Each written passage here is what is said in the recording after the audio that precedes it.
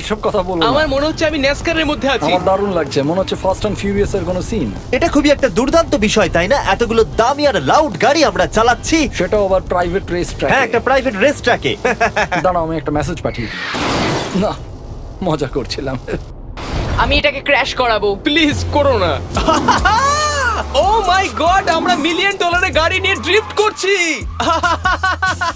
ওরা যতক্ষণ গাড়িগুলোকে নিয়ে ট্র্যাকের মধ্যে ঘুরছে, আমি আপনাদের পরের গাড়িটাকে দেখাই। এটা হলো $2 million limited edition hydrogen car. মজা করছি না, এই গাড়িটা পুরোপুরি পাওয়ার্ড বাই হাইড্রোজেন। আর অ্যাকচুয়ালি পানীয় জল এটা থেকে ধোঁয়া হিসেবে বার হয়। কিন্তু এই গাড়িটার উপরে এখনো কাজ চলছে, তাই এটা একটা প্রোটোটাইপ। এই প্রথম কোনো গাড়ির ভেতরে ঢুকতে আমাকে এতটা পরিশ্রম করতে হয়েছে।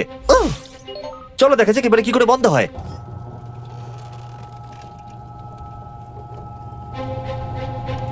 প্রথমেই যেটা বলবো, দরজা খুব আস্তে বন্ধ এবার হয়। আমরা এটাকে রাস্তায় চালাবো। এটা একটা সত্যি বড় ব্যাপার, কারণ এর আগে এই গাড়িটাকে রাস্তায় কখনো চালানোই ও, হয়নি। তুমি এটা আমাকে আগে বলনি কেন? তারা এই গাড়িটাকে একটা কনসেপ্ট হিসেবে তৈরি করেছে, তাই গাড়িটাকে রাস্তায় চালানো সত্যি কোয়েশ্চেনেবল। দেখো এই মহিলাটাকে, ওই মহিলাটি আমাদের গাড়ির ভিডিও করছিল।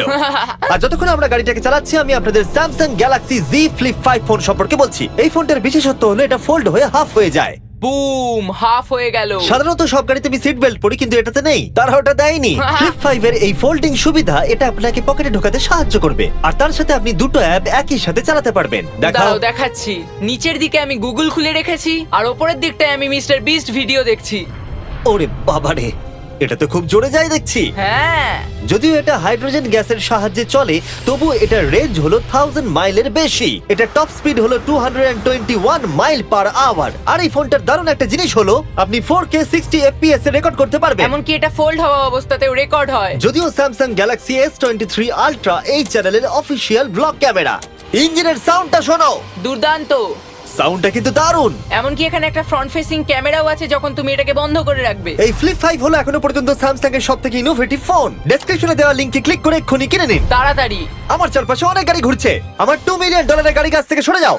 চলো পরে গাড়িটা দেখা যাক। রেসটাকে ফিরে এসে আমরা পেলাম এখন অব্দি সব থেকে এক্সোটিক আর পাওয়ারফুল কার, যার দাম হলো $10 মিলিয়ন।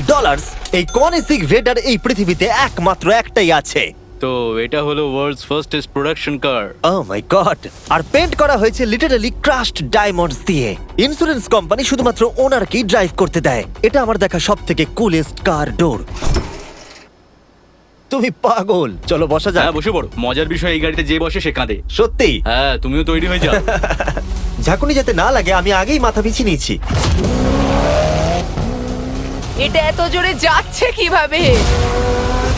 আমি কোনোদিনও দাঁড়ো, এটা শেষ হোক। এই কারটা পৃথিবীর সব থেকে ফাস্টেস্ট হওয়ার কারণ হলো এতে twin turbo charged V8 engine লাগানো আছে। আর এর পুরো ফ্রেমটা তৈরি হয়েছে এয়ার কোর কার্বন ফাইবার দিয়ে, যেটা এর ওজনকে ল্যাম্বরগিনির থেকে 5000 পাউন্ডস কম করেছে। আমি এরকম জিনিস এর আগে কখনো দেখিনি।